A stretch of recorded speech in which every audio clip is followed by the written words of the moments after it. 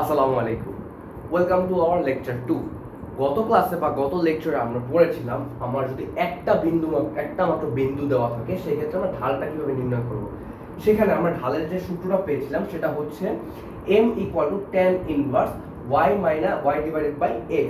আশেপাশে মডুলাস চিহ্নটা হচ্ছে, দুই পাশে মডুলাস চিহ্নটা হচ্ছে, অর্থাৎ আমার সূত্রটা ছিল m tan inverse y divided by x।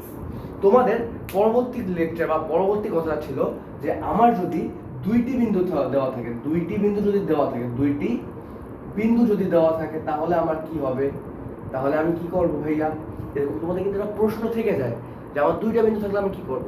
So দুইটা বিন্দু থাকলে আমরা সাধারণত এই টাইপের সূত্রটা ফলো করব, অর্থাৎ m y2 y1 x2 x1। এই যে মাঝখানে চিহ্নটা এটা হচ্ছে কিন্তু মাইনাস চিহ্ন, y2 y1 divided by x2 x1। এটা হচ্ছে আমার সূত্র। এখন দেখো ভাইয়া, এটা দিয়ে আমরা কি বের করতেছি, m বের করতেছি। এখন দেখো তো আমি এই m সমান একটু কি লিখছি, tan ইনভার্স y বাই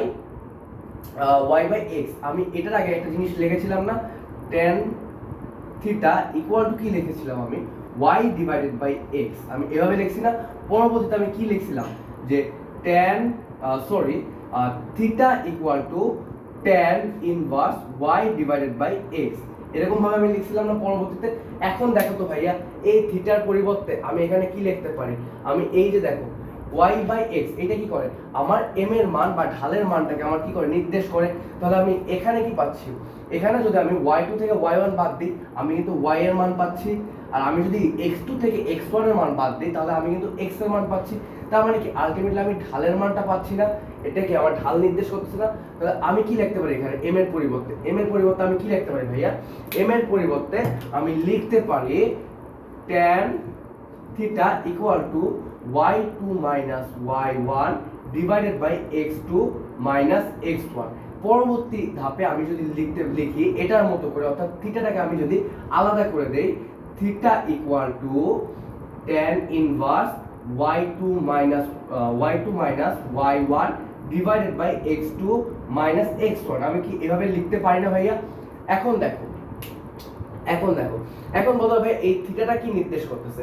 আমি তোমাদেরকে একটু আগে বা ফার্স্ট লেকচারে তোমাদেরকে আমি দেখাইছিলাম যে এটা হচ্ছে x অ্যাক্সিসের ধনাত্মক দিক, এটা x অ্যাক্সিসের কি নেগেটিভ দিক, এবং এটা হচ্ছে y অ্যাক্সিসের পজিটিভ, y অ্যাক্সিসের নেগেটিভ। এখন দেখো আমি সাপোজ যখন এইখানে আমি একটা এরকম ভাবে একটা দাগ দিব, তখন এটা কি একটা সরলরেখা। এখন আমি কি করছি, সরলরেখাটা একটা কোণ আইডেন্টিফাই করার জন্য এই কোণের মানটা দিয়েছি থিটা। অর্থাৎ আমি এভাবে করে যে থিটার মানটা বের করব, থিটার মানটা হচ্ছে, অর্থাৎ আমি এই যে ফুল প্রসেসটা আমার ভাইয়া, এই ফুল প্রসেসটা কি হচ্ছে থিটার মানকে বের করতেছে। অর্থাৎ আমি যদি কেবল ঢালের মান বের করতে যাই বা আমার যদি কেবল ঢালটা লাগে যে ঢালটা কত, তখন আমি লিখতে পারি এই সূত্রটা। অর্থাৎ আমার যদি কেবলমাত্র ঢাল লাগে এবং আমি যদি বলি ঢালের মান কত, অর্থাৎ ঢালটা x অক্ষের সাথে কত ডিগ্রি কোণ আমার ক্রিয়েট করতেছে, তো সেখানে আমি কি করতে পারি, এই সূত্রটা ইউজ। অর্থাৎ আমার যখন বলবে যে ঢালের মানটা কত, অর্থাৎ ঢাল কত যদি আমার প্রশ্নে বলা থাকে ঢাল কত, তখন আমি এই সূত্রটা ইউজ করব। এবং এই সূত্রটা আমি কখন ইউজ করব, তাহলে এই সূত্র যদি আমাকে বলা হচ্ছে ঢাল x অক্ষের সাথে কত ডিগ্রি কোণ উৎপন্ন করে, অর্থাৎ আমি কোশ্চেনটা একটু লিখে দিচ্ছি, যদি কোশ্চেনে এই টাইপের ওয়ার্ড থাকে যে ঢাল x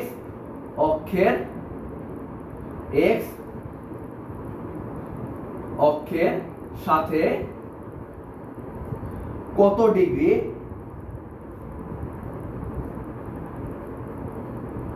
কোণ উৎপন্ন করে, যখন আমার এই টাইপের কোশ্চেনটা থাকবে ঢাল x অক্ষের সাথে কত ডিগ্রি কোণ উৎপন্ন করে, কিংবা ঢালের মান কত, বা ঢাল কত ডিগ্রি কোণ উৎপন্ন, বা ঢাল এক্স্যাক্টলি কোন পজিশনে আছে, এটা যখন আমাকে বের করতে বলবে তখন আমি এই সূত্রটা ইউজ করব। সূত্র একটাই, জাস্ট m থেকে m এর পরিবর্তে এখানে আমরা যেটা পেয়েছি tan থিটা লিখলাম, ট্যানটাকে কনভার্ট করে ওই পাশে নিয়ে গেলাম, tan থিটা দিয়ে দিলাম, tan ইনভার্স নিয়ে গেলাম, ইনভার্স ফাংশন দিলে আমি কি পাচ্ছি, কোণের মানটা পাচ্ছি। অর্থাৎ এই কোণের মানটা যখন আমি বের করব কত করা লাগবে, তখন আমি এই সূত্রটা ইউজ করব।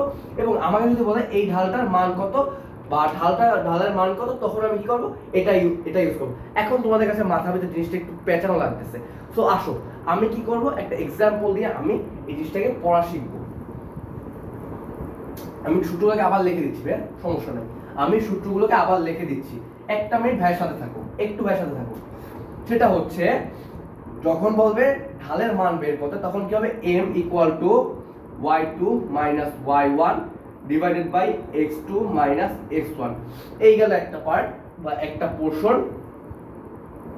এন্ড দেন আমার আরেকটা জিনিস লাগবে, আরেকটা জিনিস কি বলছি, কোণের মান নির্ণয় করতে। অর্থাৎ আমাকে যখন বলবে কত ডিগ্রি কোণ করে x অক্ষের সাথে রয়েছে, বা x অক্ষের সাথে কত ডিগ্রি কোণ উৎপন্ন করতেছে আমার ঢালটা, বা ঢালটা কত ডিগ্রি হেলে রয়েছে, x অক্ষের সাথে কত ডিগ্রি কোণ করে হেলে রয়েছে, এইটা আমার কখন নির্দেশ করে, সেটাকে আমার নির্দেশ করবে কোথায়, theta equal to tan inverse y2 minus y1 divided by x2 minus x1।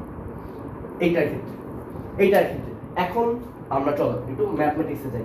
আমি সাপোজ এইটা কখন ইউজ করবো, এই দুটো সূত্র যখন আমার দুইটা বিন্দু দেওয়া থাকবে, অর্থাৎ এটা হচ্ছে আমার অ্যাক্সিস, এটা মনে করো আমার সরলরেখা। যখন এই সরলরেখা এখানের বিন্দুটা, এখানে এরকম একটা বিন্দু, মনে করো এই বিন্দুটার মান হচ্ছে 4,9, আর এইটার মান দেওয়া হচ্ছে তোমার 3,4। এখন আমাকে বললো এই বিন্দুটার কি বের করতে, ঢাল বের করতে, এই বিন্দুটাকে ঢালের মান বের করতে, অর্থাৎ এই বিন্দুটা ঢাল বের করতে বলা মানে হচ্ছে m এর মান বের করা। আর আমাকে বলছে এই বিন্দুটা x অক্ষের সাথে কত ডিগ্রি হেলে রয়েছে, এটা বের করতে হবে। এটা যখন বের করতে বলা হবে তখন কোনটা, এইটা। সো আমি প্রথম কোশ্চেনে অ্যানসার দিচ্ছি। প্রথম কোশ্চেন হচ্ছে ঢাল ইকুয়াল টু হোয়াট, স্লোপ, অথবা ঢাল ইকুয়াল টু কত। চলো আমরা তাহলে ফার্স্ট কোশ্চেনে অ্যানসারটা দিয়ে ফেলি। ফার্স্ট কোশ্চেনে আমার বলছে স্লোপ বা ঢাল কত, তার মানে কি এই সূত্রটা আমার ইউজ করতে হবে। আমি সূত্রটাকে সুন্দর করে লিখলাম, m equal to y2 minus y1 divided by x2 minus x1। এখন দেখো তো ভাইয়া y2 এর মান কত, y2 এর মান আমার বিন্দু কোনটা, তো এইটা আর এইটা দেওয়া। এখন ভাইয়া আমি কোনটাকে y2 আর কোনটাকে y1 ধরবো, তুমি যে কোনটাকে ধরতে পারো, তুমি যে কোনটাকে y2 যে কোনটাকে y1 ধরতে পারো, যেমন 4,9 আর হচ্ছে কি 3,4। এখন দেখো ভাইয়া, এখন দেখো সেটা হচ্ছে এইখানে যে 4টা রয়েছে, এটাকে তুমি সাপোজ ধরলা x1, এই 9টাকে ধরলা y1, এইখানে যে 3টা আছে 3টাকে ধরলা তুমি x2, এবং 4টাকে ধরলা হচ্ছে তুমি y2। এখন তোমরা এইখানে ম্যাক্সিমাম জায়গাতে যারা কমার্স ব্যাকগ্রাউন্ডের আছো, তোমরা ম্যাক্সিমাম জায়গাতে একটা ভুল করো। তোমরা কি করো, এটাকে x1 ধরো, এইটাকে ভুল করে x2 দিয়ে দাও, এটাকে y1 দিয়ে দাও, এটাকে y2। এই টাইপের ভুল করা যাবে না। অর্থাৎ তুমি যদি এটাকে x1 দাও, আমরা দেখো এটাকে x1 দাও, এটাকে y2 দিয়ে ফেলো, এটাকে y2 দাও না ভাইয়া, এটাকে দেওয়া যাবে। যেটাকে x1 দিবা ওর সাথেরটাকে কি করতে হবে, আমার y1 দিতে হবে, অর্থাৎ তুমি যদি এই 4 কে x1 দাও, 9 কে y1 দিবা।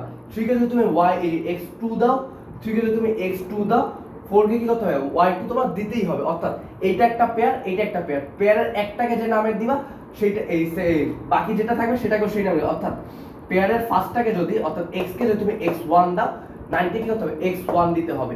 তুমি যদি 3 কে সাপোজ মনে করো না ভাই আমার পছন্দ হচ্ছে না, দিব না এইভাবে করে, তাহলে দাও ভাইয়া তুমি এইটাকে সাপোজ 4 কে যদি তুমি x2 দাও, 9 কে তাহলে দিতে হবে কি y2। 3 কে যদি তুমি x1 দাও, তখন কি করতে হবে, 4 কে y1 দিতে হবে। এইটা হচ্ছে আমার মেইন যে লজিক বা মেইন যে কনসেপ্ট, এই মেইন কনসেপ্টটা হচ্ছে এইটা। এখন দেখো ভাইয়া আমার কি বলছে, আমি দেখে মান বসাই, এখন দেখো ভাই দেখে আমি মান বসাই। আমার কি বলছে, y2 মাইনাস y1। এখন দেখো প্রথমে একটু শুরুতে সুন্দরভাবে করে আমরা যে শুরুর নিয়মটা করছিলাম, অর্থাৎ শুরুর নিয়মটা কিরকম, x1 y1 x2 y2। আচ্ছা দেখো, এখন দেখো y2 কত, ভাইয়া y2 কত, দেখো তো y2 এই যে y2 কত আসছে, 4 আসছে, y2 এর মান 4 মাইনাস y1 কত, 9, y1 9। আচ্ছা বুঝলাম 9।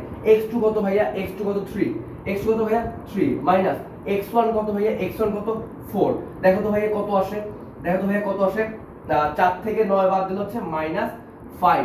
আর এখানে কত, 3 থেকে 4 বাদ দিলে হচ্ছে কত ভাইয়া, 3 থেকে 4 যদি আমরা বাদ দেই হচ্ছে -1। এই মাইনাসে মাইনাসে কাটা যাচ্ছে, তার মানে কি হচ্ছে 5/1 ইকুয়াল টু দিন শেষে মান দিতে কত 5। এটাই হচ্ছে আমার ঢালের অ্যানসার। এটাই হচ্ছে আমার ঢালের আলটিমেট অ্যান্সার।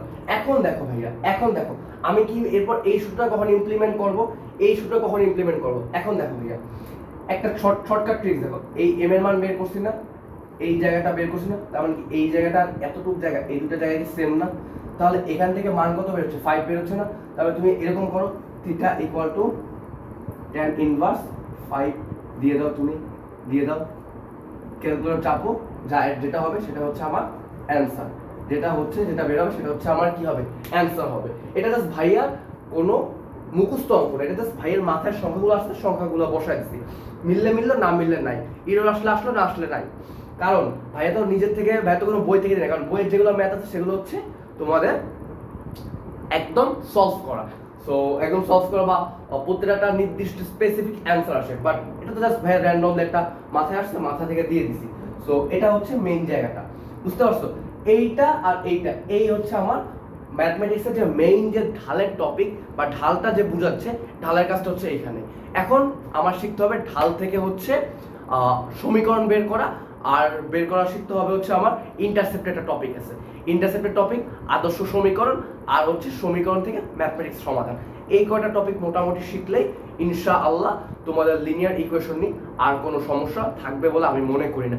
আর যে কোনো সমস্যা যদি থেকে থাকে তাহলে feel free to knock me, আমাদের ফেসবুক গ্রুপে জয়েন হতে পারো, জয়েন হয়ে ভাইকে, ওখানে ভাইয়ের আইডি আছে, ভাইকে তুমি এনি টাইম তুমি ভাইকে নক দিতে পারো, অ্যান্ড যে কোনো সুবিধা অসুবিধায় ভাইয়ের সাথে কন্ট্যাক্ট রাখবা।